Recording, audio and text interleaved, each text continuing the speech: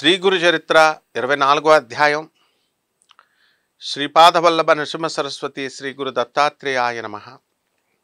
మా చిన్నతనం నుంచి కూడా మాకు ఆధ్యాత్మిక జ్ఞానభిక్షను చెప్పి విద్యాభిక్షను పెట్టినటువంటి దత్తావతారులైనటువంటి మా గురుదేవులు పరమపూజ్య శ్రీ శ్రీ శ్రీ సుందర చైతన్యానంద స్వాముల వారి పాదపద్మాలకు నమస్కారం చేస్తూ ఈ అధ్యాయం చెప్పుకుందాం.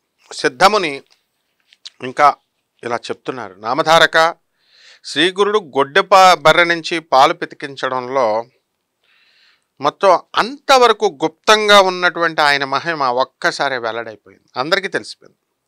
ఆ మర్నాడు కొందరు గ్రామస్తులు మట్టి తోలుకోవడానికి బర్రెని బాడుకకి ఇమ్మని అడగడానికి వచ్చారు. వస్తే అప్పుడు ఆ బ్రాహ్మణుడు ఏం చెప్పాడు, అయ్యా మా గేదె పాలిస్తుంది కనుక ఇక నుంచి దాన్ని మట్టి మేము తోలడానికి పంపలేము అని చెప్పాడు. నాడు ఆ గేదె ఇచ్చిన పాలను చూపించాడు. ఆ గ్రామస్తులు, అరెరే, ఇంతవరకు ఒక్కసారైనటువంటి కట్టనటువంటి ఈ ముసలి బర్రె పాలు ఎలా ఇచ్చింది అసలు అని ఆశ్చర్యపోయారు. అద్భుతమైనటువంటి ఆ వార్త ఆ ప్రాంతమంతా పాకి ఆ నగరం ఏలేటటువంటి రాజుకు చేరింది.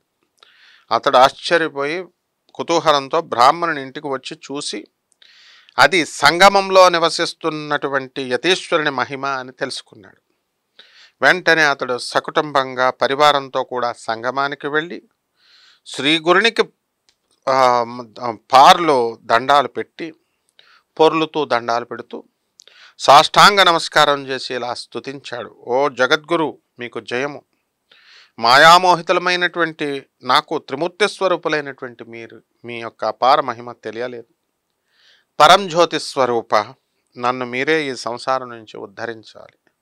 పామరుల దృష్టికి మానవునిలాగా కనిపించే మీరు విశ్వకర్తలు అప్పుడు అని ప్రార్థించేసరికి నృసింహ సరస్వతి సంతోషంతో అతన్ని ఆశీర్వదించి, రాజా, మేము తపస్సులం, అరణ్యంలో నివసించేటటువంటి సన్యాసులం. నువ్వు కుటుంబ పరివారంతో మా దర్శనానికి వచ్చావెందుకు అన్నారు. రాజు సవినయంగా నమస్కారం చేసి, ప్రభువు, మీరు భక్తులను ఉద్ధరించడానికి అవతరించినటువంటి నారాయణులే. వాత్సల్యంతో వారి కోరికలను అనుగ్రహించి సంతోషపెట్టడమే మీ స్వభావం. అట్టి మీరు ఈ అడవిలో నివసించడం ఎందుకు?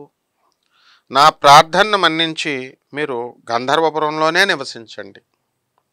మీరు అనుష్ఠానం చేసుకోవడానికి మఠం నిర్మించి సమర్పించుకుంటాము. మీరు అక్కడ ఉండి మమ్మల్ని ఉద్ధరించండి, మా పట్టణాన్ని పావనం చేయండి అని స్వామివారి యొక్క పాదాలు పట్టుకున్నారు. అప్పుడు స్వామి, ఇది భగవదేచ్ఛ. మేము ప్రకటమయ్యే సమయము ఆసన్నమైంది కాబట్టి కొంతకాలం గంధర్వపురంలో నివసించి రాజును భక్తులను రక్షించాలి అనుకొని అనుమతించారు. రాజు ఎంతో సంతోషించి శ్రీగురుణ్ణి పల్లకీలో కూర్చోబెట్టి వాద్య నృత్య గీతాదులతో పట్టణానికి తీసుకువెళ్ళాడు. పల్లకి ముందు ఏనుగులు, గుర్రాలు, వాటి వెనుక రాజు అతని పరివారము వందిమాగాదులు నడిచి వచ్చారు. రాజు స్వయంగా స్వామికి ఛత్రం పట్టుకున్నారు. విప్రులు వేదమంత్రాలు చదువుతూ ఉంటే వందిమాగదులు శ్రీగురుణ్ణి స్తుతిస్తున్నాయి. వాళ్ళు స్తుతిస్తూ ఉంటే నగరవాసులందరూ కూడా స్వామికి భక్తితో స్వామికి ఎదురేగి జయ జయధ్వానాలు చేస్తూ ఊళ్ళోకి తీసుకెళ్లారు. ఊరేగింపు పడమటి దిక్కు నుంచి గంధర్వ నగరంలో ప్రవేశిస్తోంది. అక్కడ ఒక పెద్ద రావి చెట్టు ఉందన్నమాట. దాని సమీపంలో ఇళ్ళన్నీ కూడా పాడుబడిపోయి నిర్మానుష్యంగా ఉన్నాయి. ఎందువలనంటే ఆ చెట్టు మీద ఒక బ్రాహ్మ రాక్షసుడు ఉండేవాడు. అతడు ఆ ప్రదేశంలోకి వచ్చినటువంటి మానవుల్ని, జంతువుల్ని మింగివేస్తున్నాడు.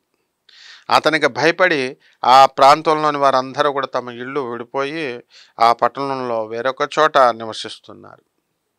ఊరేగింపు ఆ చెట్టు దగ్గరకు రాగానే స్వామి తన పల్లకి నుంచే ఆ చెట్టు పైకి చూశారు.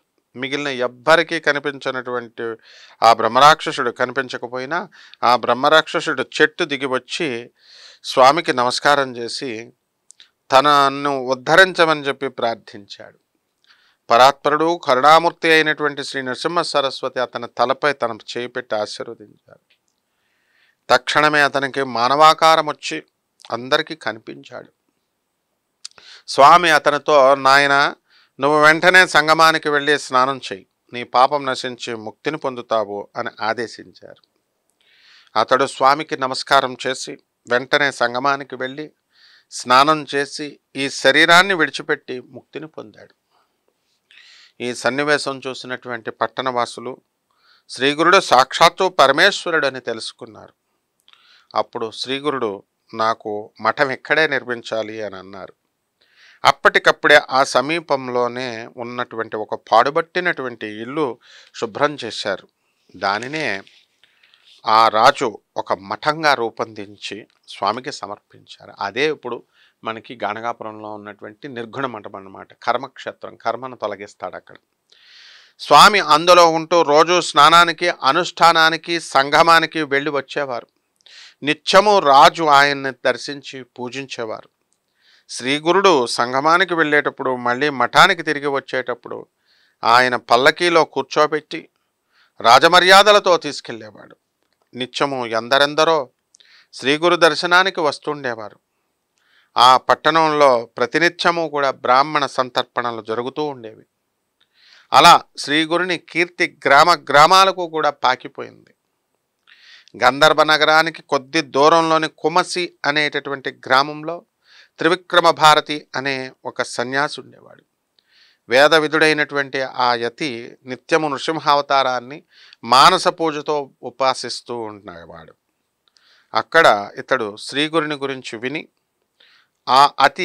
ఆ యతి ఇప్పుడు ఎవరు, ఇది యొక్క నృసింహ సరస్వతి ధాంబికుడు, సన్యాసాశ్రమ ధర్మానికి విరుద్ధంగా వైభవాన్ని అనుభవిస్తున్నాడు అని ఆక్షేపిస్తూ ఉండేవాడు.